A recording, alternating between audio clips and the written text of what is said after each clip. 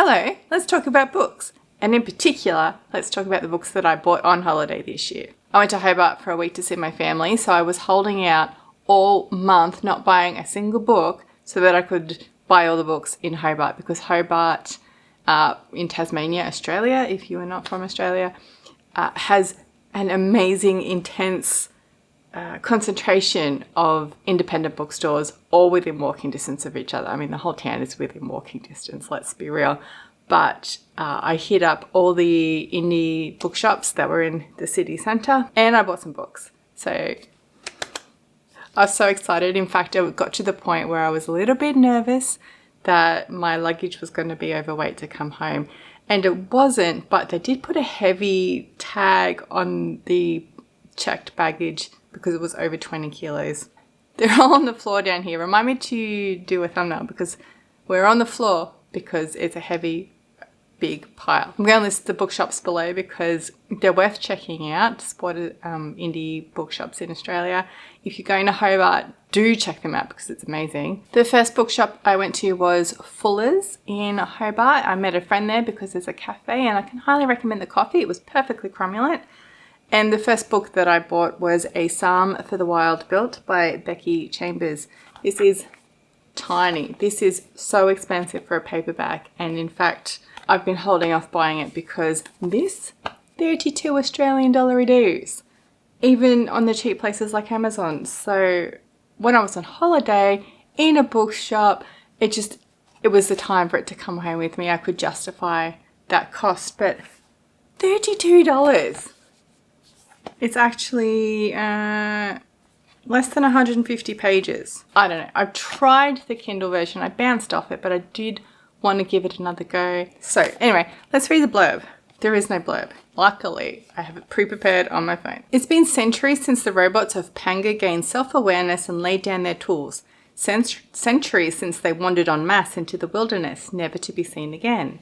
Centuries since they faded into myth and urban legend. One day, the life of a tea monk is upended by the arrival of a robot, there to honour the old promise of checking in. The robot cannot go back until the question of what do people need is answered. But the answer to that question depends on who you ask and how. They're going to need to ask it a lot. The impression I get is cozy vibes. There is a sequel, which is also probably $32 dues in paperback. But it took a long time for it to be published. It was digital first, Kindle first for a long time. So anyway, I had 150 pages or less. It should be a quick read. On this book buying day, I was with a friend who totally convinced me into, I mean, it didn't take much convincing, honestly, into Ancillary Justice by Leckie. I will link, I read a couple of weeks ago a short story by Leckie in the Amazon's Far Reaches collection, and I really, really enjoyed her writing style. So it's time to pick up the first of this trilogy, and there's etc. books in the world as well, not just the trilogy, starting with Ancillary Justice. This was published in 2013, and my book club did read it years and years ago, and I think it was at a point in my life where I was at uni and I didn't have the available spare money for just buying books willy-nilly, so I didn't get in on it, and I'm kind of regretting that now, but there's always time to make up, right? There's always time for reading books. And then we die. All right, the blurb goes. On a remote icy planet, the soldier known as Breck is drawing closer to completing her quest. Breck is both more than she seems and less than she was. Years ago, she was on the Justice of Turton, a colossal starship and an artificial intelligence controlling thousands of soldiers in the service of the Radch, R-A-D-C-H, the empire that conquered the galaxy. An act of treachery has ripped it all away, leaving her with only one fragile human body. But that might just be enough to take revenge against all those who destroyed her. We love revenge. This won the Hugo, the Arthur C. Clarke Award, the Nebula, the Locus, and the British Science Fiction Award. So clearly I need to have read it, right? It's canon. Not that I need any excuse. All right, so that was Fuller's in Hobart. Then we moseyed on down to Crackton's Spineless, which is a new and secondhand bookshop. If you're on Facebook, I highly encourage you to follow them because their wit is acerbic and delicious. And also, as they are booksellers, they will tempt you to buy books. I'm not on Facebook anymore, so I miss all that, which is probably good for like temptation. I have a cat wandering around here on the floor with me. So straight away, I insta-bought things that were on I have in digital form and I need in physical form. And that's these two by Stuart Turton, The 7 Deaths of Evelyn Hardcastle, which came out in 2018 and I've read it on my Kindle. And The Devil and the Dark Water, which came out in 2020 and I listened to on audio. These are murder mysteries. This one, The 7 Deaths of Evelyn Hardcastle, is in the style of Agatha Christie. It's a closed room, but also the person who is in the position of solving the mystery wakes up at the beginning of the day, every day for 7 days until he discovers the 7 deaths of Evelyn Hardcastle and who killed her. But he wakes up in a different person's body every day and gets the murder mystery from a different angle. I loved it. Agatha Christie style. I haven't read much Agatha Christie and that's definitely on the TBR. But I really enjoy this. I do enjoy a murder mystery. Shall I read the blurb? At a party thrown by her parents, Evelyn Hardcastle will be killed again. She's been murdered hundreds of times and each day Aidan Bishop is too late to save her. The only way to break this cycle is to identify Evelyn's killer. But every time the day begins again, Aidan wakes in the body of a different guest. And someone is desperate to stop him ever escaping Blackheath. That's the name of the house that they're in. That's exactly what I just told you. Highly recommend. And then The Devil and the Dark Water is in the style of Sherlock Holmes. There is a renowned detective and his sidekick. They're stuck on a boat traveling between Indonesia and the Netherlands, and shenanigans ensue, like murder shenanigans. The blurb here. It's 1634 and Samuel Pepys, the world's greatest detective, is being transported to Amsterdam to be tried for a crime he may or may not have committed. But no sooner is the Sardam, the ship, out to sea than devilry begins to blight the voyage. Strange symbols appear on the sails, livestock are slaughtered, ominous whispers travel throughout the crowded decks, and then comes the first murder. With Pepys imprisoned in the depths of the ship, can his loyal bodyguard, Barent Hayes, solve the mystery before the ship descends into anarchy? Oh yeah, it's got a lot of crossover into early modern witchcraft, which, as you know, is my vibe. Highly enjoyed it. And then I was still shopping with my friend. We were at the till. He idly said, oh, I read this and I really enjoyed it. So it came home with me. This is The Map That Changed the World, the tale of William Smith and the birth of a science. This is, ooh, that's picking up really nicely on the camera there. This is a pop science history of a geologist, William Smith. The reason that I insta-bought it on that recommendation is it fulfills the criteria for the Dewey Decimal Reading Challenge that Kelly at Curatorially Yours is hosting for the 500s. This one's pretty old now. It came out in 2009, but I saw when I was looking up that it has been reprinted with a different subtitle. Oh, actually, because it's a hardcover, we've got to check out. It's pretty plain, pretty boring. Matches my dress, hey? All right. And the end papers appear to be maps. Oh, the blurb is so long, blah, blah, blah. Okay. In the summer of 1815, an extraordinary hand-painted map was published in London. Some 8 feet tall and 6 feet wide, brightly coloured, blah, blah, blah. It was a map. Cool. It was the product of one man's obsession with rocks, a passion that sustained him while the rest of his life slid into ruin. For nearly 20 years, an Oxfordshire blacksmith's son named William Smith journeyed across Britain investigating and naming the layers of rock beneath his feet. La la la la, he was amazing. A lot of times in these historical great men history is he's abandoning his family essentially in order to pursue the thing that makes him great. So anyway, I may be learning about William Smith for the Dewey Decimal Challenge. Then we moseyed on over to the Hobart Bookshop, which is down at Salamanca. This one is actually still in the brown paper bag. I was persuaded that I should try some Asimov, some Foundation original trilogy, maybe read Neuromancer. But the only thing I bought was Chai Time at Cinnamon Gardens by Shankari, Chandran. Now I had and have very little interest in reading this book, but Gunpowder Fiction and Plot is hosting Australia September Challenge, reading Australian authors. One of the prompts is to read an immigrant author, which this is. This book just won the Miles Franklin, I think. And Kelly at Curatorially Yours has called it her book of the year so far.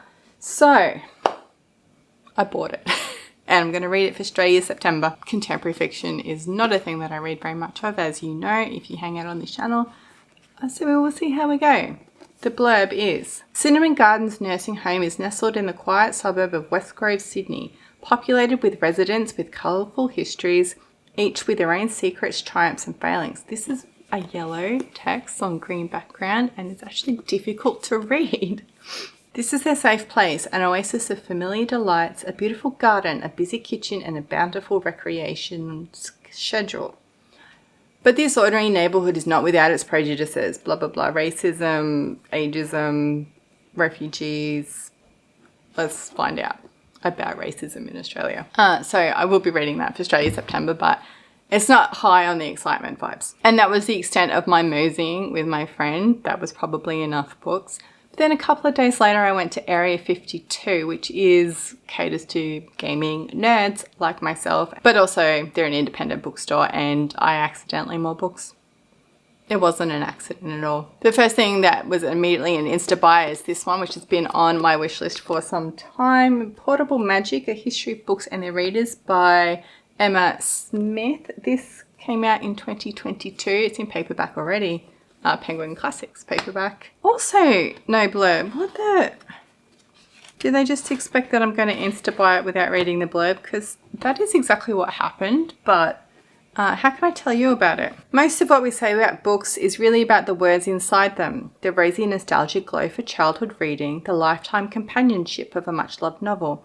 But books are things as well as words, objects in our lives as well as worlds in our heads. And just as we crack their spines, loosen their leaves and write in their margins, so they disrupt and disorder us in turn. All books are, as Stephen King put it, a uniquely portable magic. Here, Emma Smith shows us why. Up there, on the next shelf up, is a whole collection of non-fiction books about books, and I'm excited to add this to it.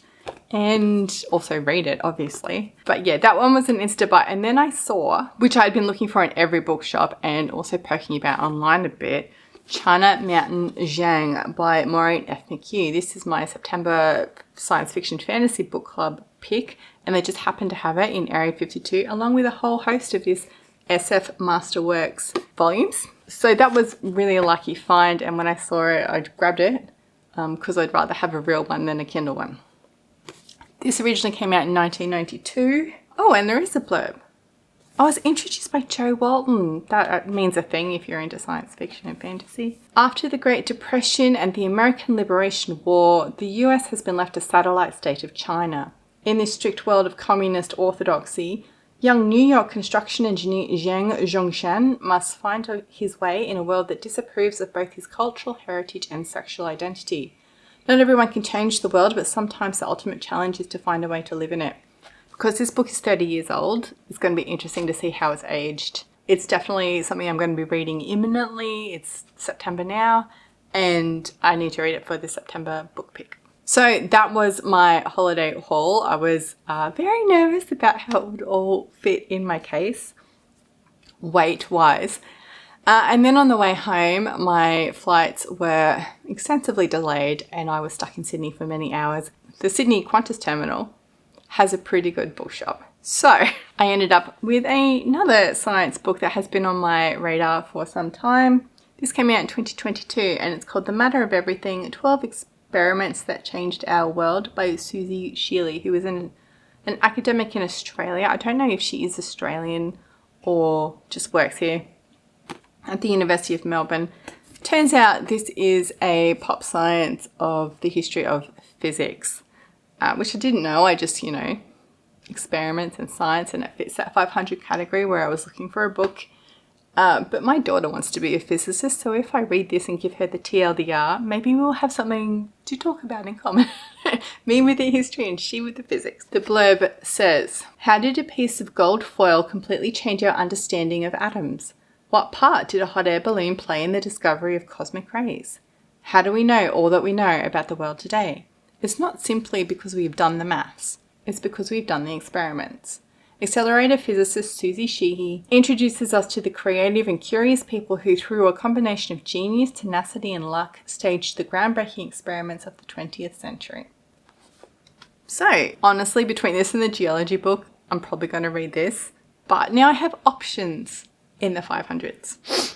And finally, because I was going on holiday, I wanted to read this boy that I've had for some time, The Library by Andrew Pettegree and Arthur de Weduwen.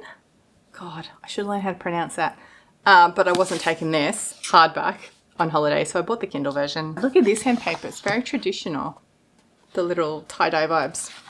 The blurb says, throughout their long and tumultuous history, libraries have taken almost every form imaginable, from humble wooden chests to vast palaces of marble and gilt. But one thing has always remained the same, the immense, sometimes obsessive, lengths to which humans will go in order to acquire and possess knowledge. I think we have evidence of that today with these 10 books in this little book haul. I'm currently reading this, so stay tuned for my review sometime this year. It is a big long book.